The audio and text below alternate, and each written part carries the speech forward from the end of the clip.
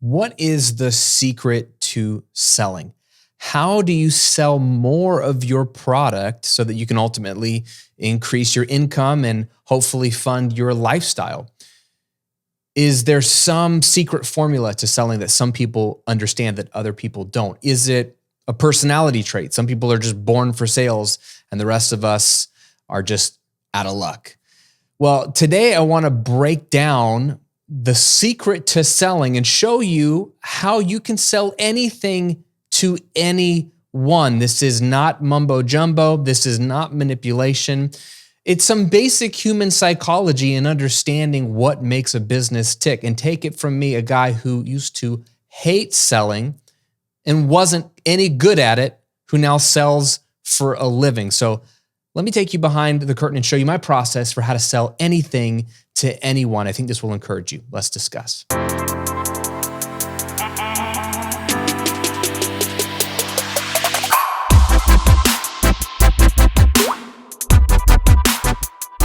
Welcome to episode 141 of The Graham Cochran Show, where I'm here to help you build your online business, work less, and live and give more to the things and people you care about. I'm your host, Graham Cochran, honored to spend part of my day with you. I hope you are enjoying the new year. I hope you have been kicking some butt in the new year. Are you a New Year's resolution type person? If you aren't, what's wrong with you? What kind of grump-a-lump are you, man? Come on, this is the one time a year you can change your life and everyone's on board supporting you because we're all trying to change our own lives. So jump into the river of momentum where we're all high on life change.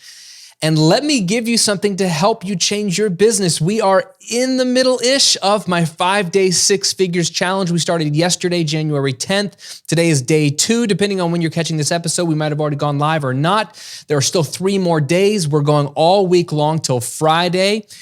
This is a free, brand new challenge to help you either double your income or reach 6 figures in your business this year in 2022. So I'm going live every day this week. I've got new stuff to teach you, powerful concepts that you can implement right away. And there's live Q&A at the end of each session as well. Homework for you so that you can take action. This is not just me talking or just answering questions. There is accountability baked in and an amazing group of people who have already been joining us live. It's been insane. So I'll put some of the comments on the screen here so you can see what people are saying about the challenge so far, but it's been incredible. I want you to join us. It's absolutely free. Even if you only catch the last few days live, you'll still get access to the previous days as a replay, but only if you register and sign up and only before I take all the videos down. I'll give you a couple of days to catch up on videos as well, but it's all free and all the details are at grahamcochran.com/challenge. My goal in doing this to kick off the new year for you is to bring you some of my best material to help you scale your business to $100,000 a year or more in your business this year without you having to run ads, without you having to get a bunch of new customers or add a bunch of new products. Using your existing size audience, your existing product line, I want to show you how to scale your business to 6 figures or more this year. It's a 5-day challenge and it's free. Come hang out with me. Let me be your coach. Let me give you the tools you need and the accountability and join hundreds of other people who've already been taking part of this challenge so far. And let's kick off 2022 right together. Okay. It's free. Please come take advantage of it. grahamcochran.com/challenge. And if you're catching this after the challenge is closed, hopefully I got a little something for you to sign up for you on the page that you go to and you'll get details of when we do the challenge again. This is a one-time thing. So if it goes well and people get a lot of results out of it, we'll do it again at some date in the future. grahamcochran.com/challenge. Okay, let's talk about selling. Quick backstory. Did you know that my first job out of college, I was hoping to be a rock star. Instead, and I wrote about this in my book that's coming out in March, How to Get Paid for What You Know.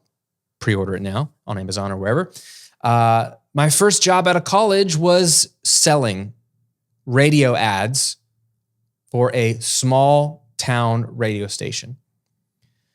There was really 3 stations in one, Country KCY, 98 Rock, and there was some pop station. There's 3 stations that were broadcasting out of this one Clear Channel location in Harrisonburg, Virginia, where I was living at the time. small town, and I would shirt and tie it up. And my job was real simple. Radio, in case you didn't know how this works, it's the same with TV. Radio exists because of advertisers who pay to have their commercials, right? So someone's job is to be in the sales department and go find local businesses who want to give the radio station money in exchange for them being able to reproduce an ad for them on the radio station. And so I had to cold call. I hate cold calling. Can we just say how much I hate cold calling? Do you like calling someone who doesn't want to talk to you, isn't expecting a phone call from you, and is too busy to talk to a young doofus like myself with an oversized button-up shirt and poorly chosen tie, sitting in a cubicle, who really wanted to be a rock star, who doesn't want to be talking to them either? No, they don't. The answer is no, they don't want to. I didn't want to. None of us wanted to have this conversation, but that was what I did. That's what I was instructed to do, was cold call these businesses. Oh, hi, Mr. Smith at Smith's Autos. I'm Graham from Clear Channel Radio, Country KCY, and 98 Rock, and we want to help you grow your business. And we want to do that by just taking your money to record a commercial with no proof that it's going to work. And sure, I had some stats and some data that I was supposed to spit off to them about the number of listeners and how much exposure they're going to get and how more successful previous, sponsors have been, or whatever you want to call them, advertisers have been. I hated it for a couple of reasons. One, I hate talking to human beings that I don't know because I'm shy and introverted. That might surprise you, but I'm an introvert. I can extrovert, but it's exhausting for me. In some contexts, it's fun and energizing for a while. In most contexts, with people that I want to spend time with, but then I crash afterwards. But this kind of situation, super shy, introverted. And secondly, I didn't believe in the product. I don't know about you, but I don't believe in radio advertising. How many people are driving in their car, listening to an ad, and they're like, oh yeah, I'm going to remember that phone number. I'm going to call that phone number. Right? It's getting a little bit easier now where there's websites that are easier to remember. Or maybe if you just hear the brand enough, maybe you'll look them up. It's just so much like maybe, when these days, if you were going to run ads, wouldn't you just run Facebook ads or YouTube ads or Google, like AdWords? Like those are trackable. Those are targetable. You only pay when it works, when someone takes action. Like I just didn't get it. Even back then, I was like, this is dumb. I don't believe in this. So how many products do you think I sold? How many ad slots do you think I sold? Not very many. When I wasn't cold calling, I was having to drive around. I was told to just walk into the business. They can't hang up on you when you walk in. Like my skin just crawls thinking about what selling was like. Now, there were some people in my sales department who had no college degree. I was a college graduate. So they just came out of high school. So I had more education than them. And they were crushing it. Why? Because they were good at sales, or so I thought. They were super relational. They made friends with everybody in town. Selling became like this really easy thing because they were super relational. So the setup for this episode, why I'm telling you this story, is you maybe have some empathy for you if you've ever been in that position and you don't feel like you're a natural born seller. Some of you are. Some of my friends are natural born salesmen, and they can just become friends with anybody and somehow deals get done. And then they get commissions and they make good money. That was not a track for me. Although I saw the dollar signs that were possible, it wasn't working for me and I hated it. But the good news is, fast forward to today, I've made more money than I ever thought possible. And I make it simply by selling.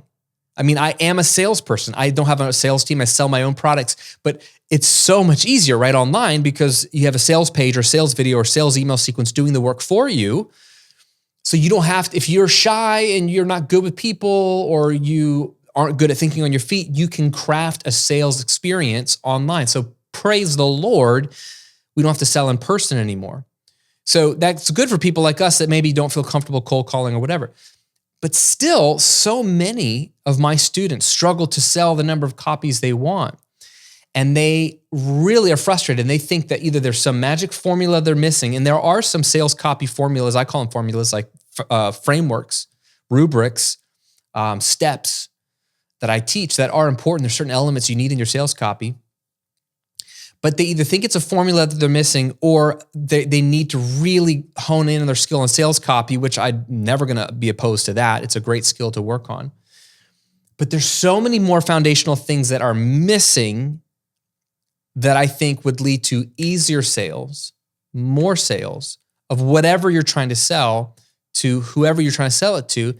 And that's what I want to cover today real briefly. I want to make this so simple. I don't even want to get into sales copy hacks or all the different things that we'll put on a sales page. I teach that deeper in some of my other material. I've covered a lot of that here on the podcast as well, but there's something underneath all of that. So let's start with first understanding what the word means. And I got to give so much props to Bob Burg and John David Mann, who wrote one of my all-time favorite books, The Go-Giver. Bob Burg endorsed my book, which is a miracle, super cool, super generous of him. But in The Go-Giver, Bob Burg and John David Mann explained that the word sell in English comes from an old English word, selon, which means to give, just giving you something. So the essence of selling is really the exchange. It's just giving.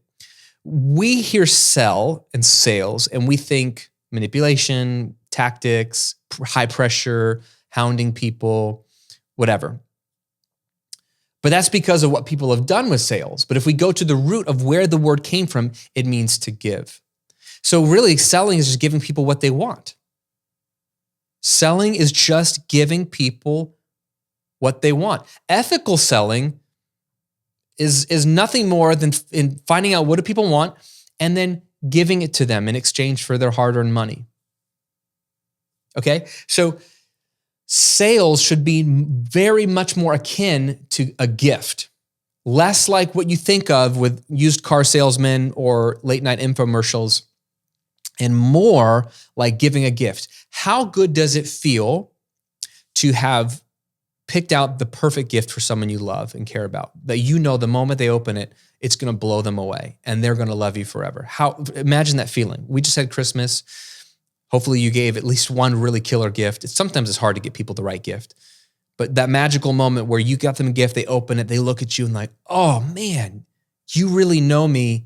I'm really going to enjoy this and use this, right? Whether it's your kid or it's your spouse or your friend or your parents. If you are big into donating money to charity or your church or helping someone in need, right?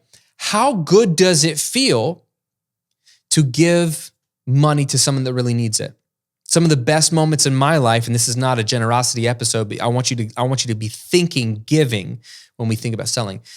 Some of the happiest moments in my life are when I've been able to fund somebody's adoption. Oh, we want to adopt this baby, but we need $5,000 or $10,000, and they're trying to raise money on GoFundMe, and I'll just fund the whole thing.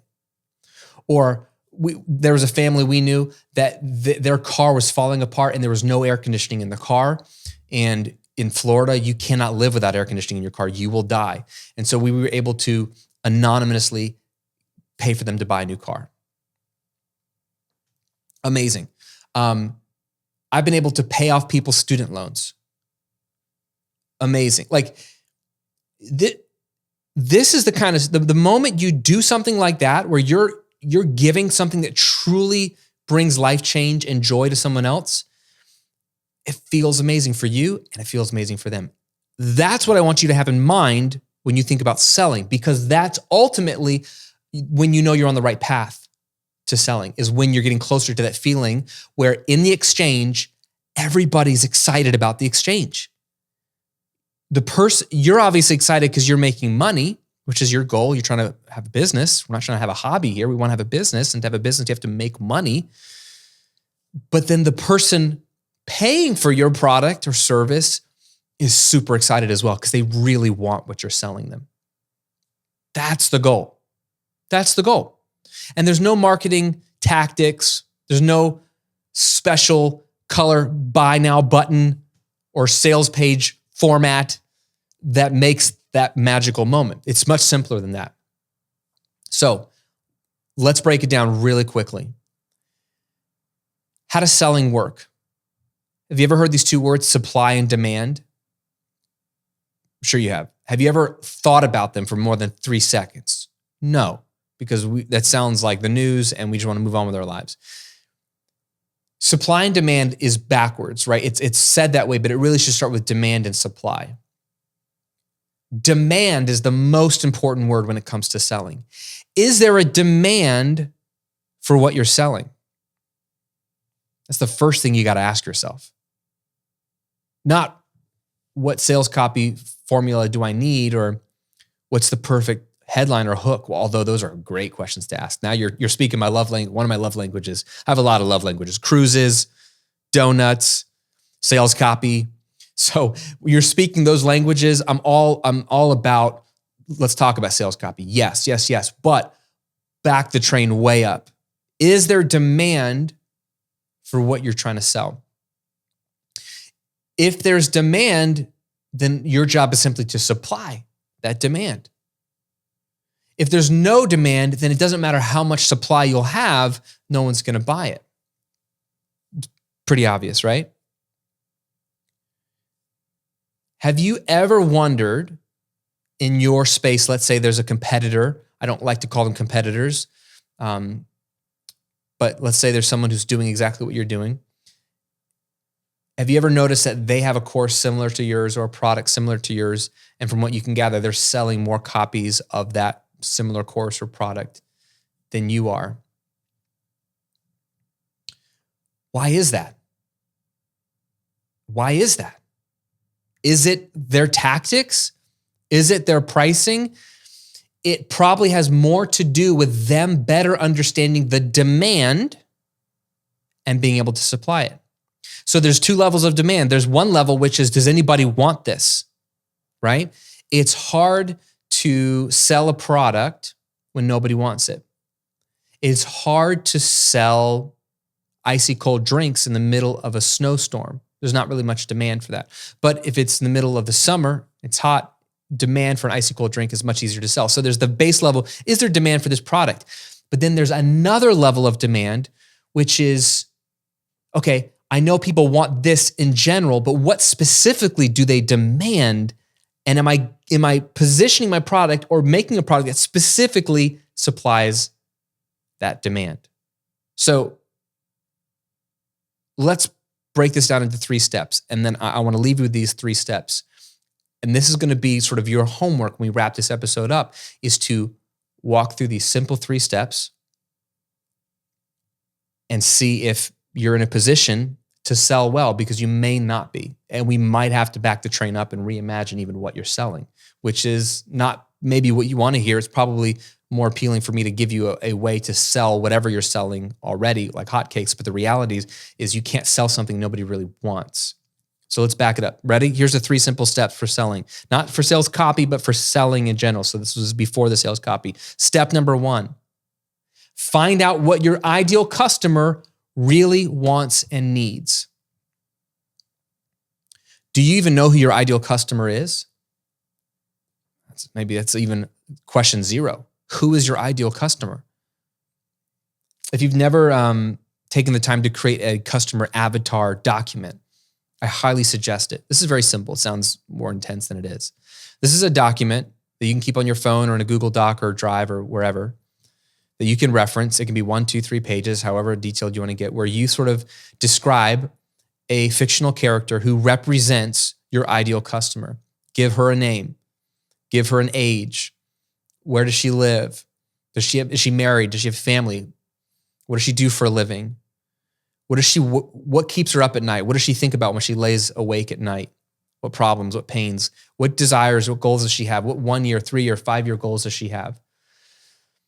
What is her external problem? This is Story Brand, Donald Miller. What is her external problem that she needs to solve? But what is her internal problem? Like philosophical, like who am I inside? Like, what's the internal problem? What's getting in the way of her achieving those goals or solving those problems? What has she tried in the past to solve those problems? What conversations does she have with her friends or partner or spouse? Or what fears does she have when she talks about these problems or desires? You're making this up in one sense, but you're also drawing from research and real interaction with real people. So you don't want to make it up in the sense that like you're just coming up with something. It should be based in reality, but get creative and create one person who is your ideal customer. The customer avatar or the ideal customer for me for the Recording Revolution, my first online business that I've had for 12 years now, is an amalgamation of 2 or 3 of my friends, college, post-college, who were all musicians, who all were interested in recording music, but didn't go to audio school. So they knew some of the basics maybe because they'd been in a studio as a musician, but they never learned it. And they wanted to make professional sounding music for fun or for maybe their next record. And they had, I knew their age, I knew everything. I knew what they had tried. I knew what magazines they were reading. I knew what websites they were visiting. I knew what lies and myths they were believing because the forums and the websites they were part of. Create your customer avatar. That's maybe step 0. So back to step 1 is, do you then know what your ideal customer or your customer avatar really demands, needs, and wants? So you might know, for example, I teach online business. So I might know big picture, my ideal customer wants to start or grow an online business. That is true, and that's great. But part of my job, and I'm not perfect at this, and I'm trying to get better at this every year, is to go deeper and better understand the real demand. For example, I have learned that most of my students don't make 6 figures or more in their business yet. That's $100,000 or more a year in their business. And they would like to, because that puts you at the $8,000, $9,000, $10,000 a month range from your online business, which is a great income. That gets them to an income where they can live a life that's comfortable, they can take care of their family, they can have a little bit of extra fun, they can save a bit, maybe pay off some debt. They're not living some crazy like celebrity lifestyle, but they're living a good life. And I also know once you reach 6 figures, once you reach that first $100,000 a year or more, it's really actually not that hard to double that to $200,000. And then now you're living a good life, plus you got an extra $100K a year to start building some serious wealth. I know that from talking to people. So you've seen, what am I doing? Right now, this week, I'm doing a 5-day, 6 figures challenge. The demand I've learned is not just an online business, but to reach 6 figures or more. I have an entire membership site called Graham's 6-Figure Coaching Community. That was titled and geared, and all the content and the coaching and the community, everything is tailored to helping my students reach $100,000 a year or more in their business. And then I've taken it even further. I know my students want to work less in their business. So I'm trying to get them to the point where they're making 8 to 10K a month and only working 20 hours a week or less. That's freedom. So that's even more specific. So do you know what your ideal customer wants and needs? That's getting really clear on the demand. That's the best step you could do. And that might take you a week or 2. So that's step 1, find out what your ideal customer wants and needs. That's finding out the demand. Step 2, and this is critical, and I've had to learn this like everything else I've ever had to learn, the slow way. Number 2 is to create a killer offer before you create a product. What's the difference? An offer is just on paper what you're offering them. You don't have to build a product. You don't have to write anything or film anything or build a sales page or upload it into Kajabi. The offer is the map. The offer is written out on, if I were to just write out on paper, hey, if you buy this thing, I don't even know what this thing is. Is it a course? Is it a membership? Is it a group coaching program? I actually don't even know the format yet, but if you buy this thing, it doesn't even have a name yet, this is what you're going to get. And then you map out, it's going to help you achieve this. It's going to solve this problem, solve this problem, solve this problem, solve this problem. Oh, you're going to have support from me. Oh, you're going to have a community. Like you map out what the demand is based off of the demand, what they need. So then you map out a killer offer, an offer that on paper is so good that they would be crazy to not take you up on this offer. I don't know what the price is yet. I don't know if it's a course yet or a membership. That's sort of the final touches of the offer, is figuring out what it will be. But the core of the offer is, what problem will it solve? And what transformation will they receive after having this offer and implementing this offer? We know it's probably going to be a course or membership or group coaching or whatever, mastermind. But you start with the offer, which is based off the demand. which is based off of what you know about your ideal customer. Once you know you've got an offer that like you could just mention the offer to your community, like, hey, how interested are you in something like this? And they're like, oh my gosh, what's the price? Like when can I get it? What is it? I need that. When you got an offer that people are like, yes, I want that, then you can go build it. But it starts with the offer. The right offer is so much more important than the right sales page copy. It's so much more important than the right email funnel. It's so much more important whether you use Kajabi or Kartra or whatever. The offer is the thing. It's the thing. So spend more time on that than you spend on writing sales copy and formatting a beautiful sales page. It's all about the offer. That's step 2. And then step 3 is use basic sales copy strategies to reveal their demand and then the offer so that they want to buy your product. So you're using basic sales copy strategies, killer hook, the right order of addressing the pain and the desire, building curiosity, like talking about counterintuitive truths, educating while you're going through the sales copy, presenting your story of struggle and how you've come through it, how you've come up with a solution. I'm giving you the formula right now. What your product is, right? What's included, what benefits they'll get, what the price is, anchoring it to something that's more expensive so you can see it's a better deal, having a risk-free guarantee so you take on all the risk as the business owner, not them, having bonuses to sweeten the pot, future pacing, showing them what their life will look like if they choose to buy or not buy. I just gave you the formula right there.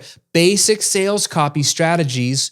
Their job is not to sound markety. That's why I hate when people copy my sales page. I have people who literally copy my sales page, word for word. One guy even copied it so much that he actually had the name of my product on his sales page. He had forgot to swap out the name of my product for the name of his product. It's like, bro, you can't even steal very well, okay?